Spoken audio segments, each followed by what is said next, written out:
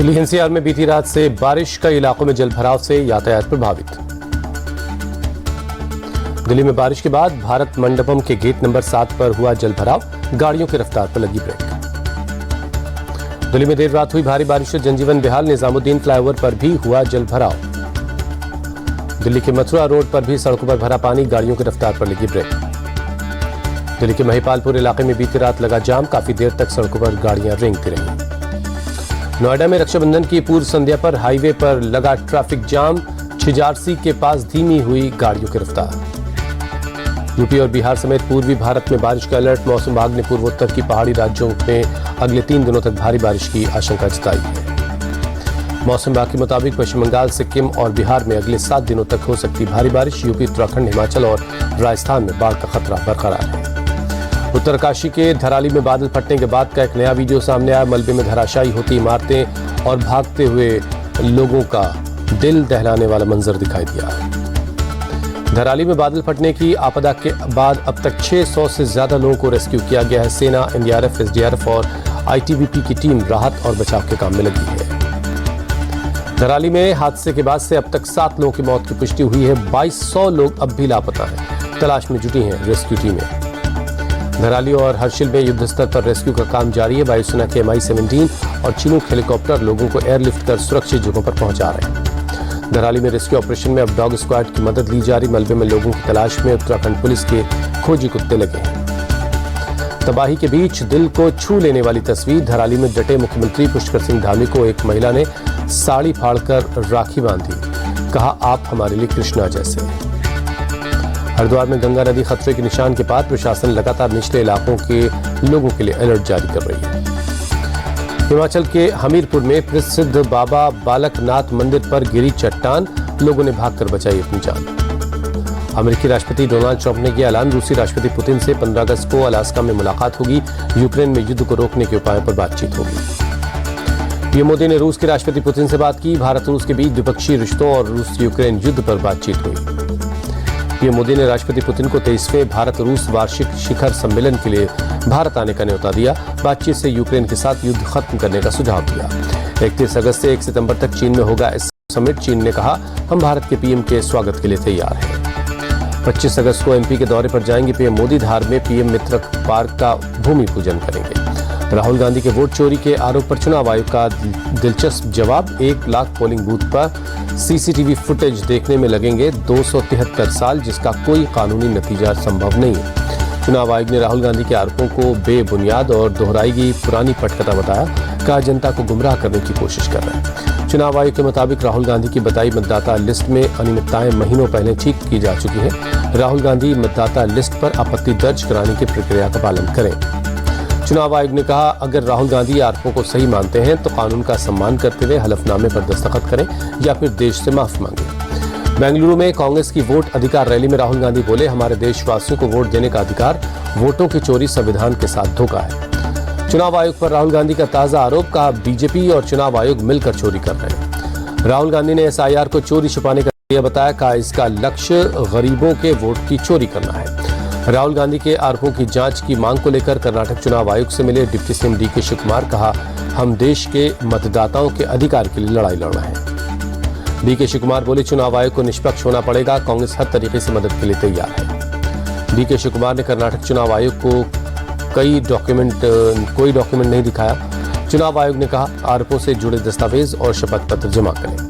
मध्य प्रदेश के सीएम मोहन यादव ने कहा राहुल गांधी मानसिक रूप से दिवालिया हैं, उन्हें अपने आरोपों के लिए माफी मांगनी चाहिए। सपा सांसद राजीव राय बोले चुनाव आयोग हर सही शिकायत पर एफिडेविट मांगता है। सपा ने तो 18,000 एफिडेविट दिए थे, तब बोलती क्यों बंद हो गई थी। केंद्रीय मंत्री भूपेंद्र यादव बोले राहुल तैयारी करके झूठ बोलते हैं, संवैधानिक संस्थाओं को धमकाना गलत है, उन्हें ऐसी भाषा शोभा नहीं देती। चुनाव आयोग ने तेजस्वी यादव के दिखाए एपिक नंबर को बताया फर्जी। 16 अगस्त को शाम 5 बजे तक कार्ड जमा करने को कहा।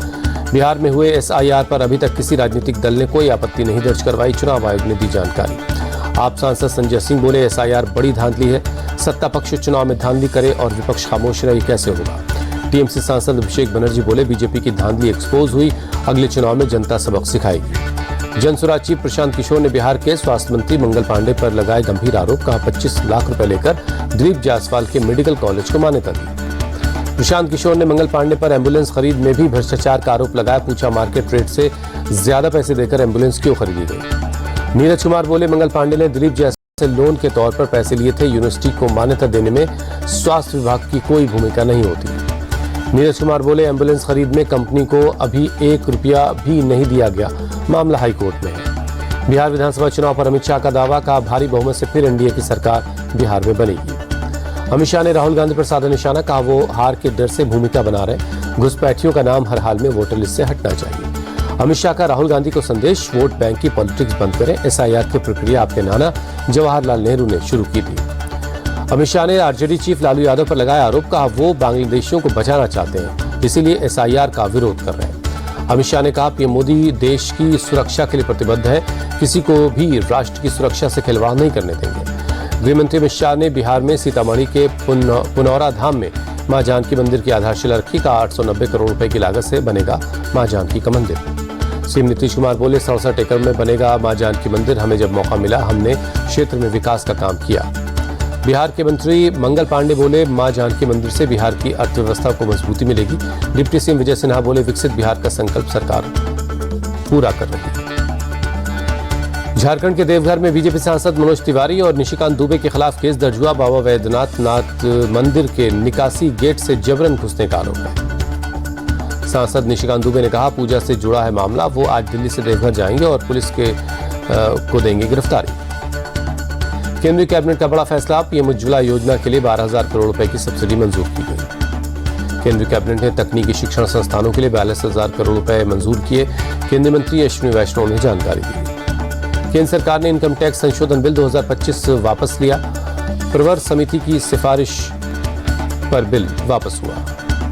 दिल्ली की मुख्यमंत्री रेखा गुप्ता ने विधानसभा में दिल्ली स्कूल शिक्षा विधेयक पारित होने पर कहा, पिछली सरकारें जनता को लटकाती और भटकाती रहीं। मुख्यमंत्री रेखा गुप्ता का बयान, मुझे खुशी है कि दिल्ली के अभिभावक जो शिक्षा को ढूंढते हुए प्रदर्शन करते थे, इस बिल के जरिए उन्हें राहत मिलेगी। दिल्ली विधानसभा में नेता प्रतिपक्ष आतिशी का बयान, बोली विधानसभा में जो निजी स्कूल का बिल पास किया गया है वो माता पिता के हक में नहीं है।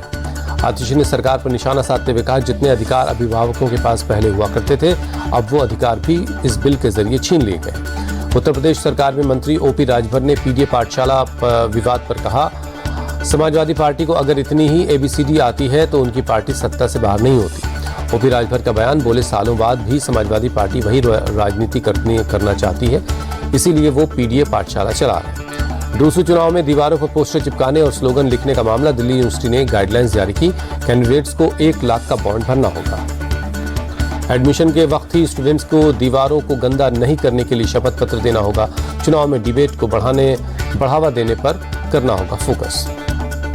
आरएसएस चीफ मोहन भागवत बोले, इकोनॉमी के साथ साथ हमें आध्यात्म और धर्म पर फोकस करना होगा, तभी भारत विश्व गुरु बनेगा। संत प्रेमानंद के हालिया बयान का बाबा बागेश्वर ने समर्थन किया। बोले, इस देश में सत्य बोलना सबसे कठिन है। लो कन्विक्शन रेट पर सुप्रीम कोर्ट ने ईडी को सुनाई खरी। कहा, ईडी को कानून के दायरे में रहकर काम करना चाहिए, न कि बदमाशों की तरह। सुप्रीम कोर्ट ने ईडी के लिए क्रूक का इस्तेमाल किया। कहा, हमें ईडी की इमेज को लेकर भी चिंता है। आप नेता सौरभ भारद्वाज बोले, सुप्रीम कोर्ट ने ईडी के लिए का इस्तेमाल किया, ये मामूली बात नहीं है। इमिग्रेशन डिपार्टमेंट ने कोलकाता एयरपोर्ट से एक बांग्लादेशी नागरिक को पकड़ा। इंडियन पासपोर्ट का इस्तेमाल कर जर्मनी भागने की फिराक में था। राजस्थान के सीकर के खाटू श्याम जी में एक बेकाबू कार ने 2 लोगों को मारी टक्कर। उछलकर सड़क के किनारे गिरे दोनों को मामूली चोटें आई हैं। कार का ड्राइवर मौके से फरार। दिल्ली एयरपोर्ट पर एयर इंडिया की एक फ्लाइट की उड़ान में देरी के बाद यात्रियों का भड़का गुस्सा, ग्राउंड स्टाफ के साथ जोरदार बहस हुई। दिल्ली में बदमाशों के हौसले बुलंद, शकरपुर में महिला पर हमला कर चेन और झुमके छीनकर फरार।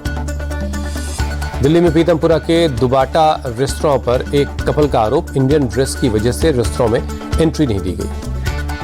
कपल के आरोप को रेस्तरां मालिक ने किया खारिज। का संडे की वजह से भीड़ ज्यादा थी, वेटिंग थी, इसलिए मना किया। हमारे यहाँ ड्रेस का कोई मसला नहीं। दुबाटा रेस्तरां विवाद पर बोले दिल्ली के मंत्री कपिल मिश्रा, अधिकारियों को मामले की जांच के लिए कहा गया है। यूपी के बाराबंकी में दर्दनाक सड़क हादसा, रोडवेज बस पर पेड़ गिरने से 5 लोगों की मौत, कई लोग जख्मी हैं। जयपुर के बरखेड़ा चंदलाई टोल प्लाजा पर बदमाशों ने टोल सुपरवाइजर को पीटा, चांदी की चेन, अंगूठी और कैश छीनकर फरार हो गए। झारखंड के सारंडा जंगल में आईईडी विस्फोट, 2 जवान जख्मी, आईजी मनोज कौशिक ने दी जानकारी। देश भर में आज मनाया जा रहा है रक्षाबंधन का त्योहार। बहनें अपने भाइयों को राखी बांधकर रक्षा की कामना कर रही हैं। उज्जैन में महाकाल को बांधी गई राखी। लखनऊ में सीएम योगी ने छोटी बच्चियों के साथ रक्षाबंधन मनाया। डिप्टी सीएम केशव प्रसाद मौर्य भी मौजूद रहे। दिल्ली की सीएम रेखा गुप्ता ने मुख्यमंत्री जन सेवा सदन में रक्षाबंधन मनाया। स्वच्छता योद्धाओं को राखी बांधी। दिल्ली में केंद्रीय मंत्री सर्बानंद सोनोवाल ने महिला अधिकारियों को से बंधवाई राखी। रक्षाबंधन की पूर्व संध्या पर हुआ कार्यक्रम। केंद्रीय मंत्री सर्बानंद सोनोवाल ने कहा, इस पवित्र रिश्ते की बदौलत ही आज भारतीय समाज दुनिया के शक्तिशाली समाज के रूप में उभर कर आया। केंद्रीय मंत्री शिवराज सिंह चौहान ने बीती शाम मनाया राखी का त्योहार। दीनदयाल अंत्योदय योजना, राष्ट्रीय ग्रामीण आजीविका मिशन के लाभार्थियों से राखी बंधवाई। शिवराज सिंह चौहान ने कहा, महिला सशक्तिकरण पीएम का संकल्प है और हमारे जीवन का मिशन। बोले, हम संकल्प लेते हैं कि देश में कोई दीदी गरीब नहीं रहेगी। जम्मू कश्मीर के उधमपुर में स्कूली बच्चों ने बीएसएफ जवानों को बांधी राखी। जवानों की रक्षा की कामना की। बुलावायो टेस्ट के दूसरे दिन जिम्बाब्वे के खिलाफ न्यूजीलैंड का बड़ा स्कोर। 3 विकेट खोकर 601 रन बनाए। न्यूजीलैंड को 476 रनों की लीड। चेन्नई मास्टर्स में भारत के अर्जुन एरिगेसी की बाजी ड्रॉ। जॉर्डन के वैन फॉरेस्ट के साथ बराबरी पर खेल खत्म हुआ।